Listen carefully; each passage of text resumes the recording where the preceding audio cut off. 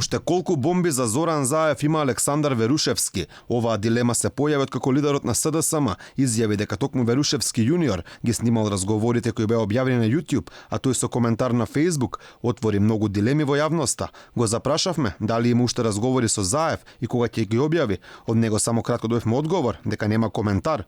Претходно во коментар на Facebook напиша: Замисли колку е сигурен дека само тогаш бил снимен. Јадник, game over. Заев пак вели бил во добри односи со семејството Верушевски. Ние сме во добри односи. Секој со својата одговорност. Јас сум пријател со сите, не негувам тежини и навистина тој така одлучил, така направил. Нема што, јас сум многу близок со неговото семејство и сакам неговите дечиња. Со професорот Верушевски сум пријател, тој е претседател на нашата комисија за внатрешна безбедност. Синот на еден од најблиските луѓе на Заев реагираше откако екс-премиерот ги спомена неговите деца во изјава пред медиумите.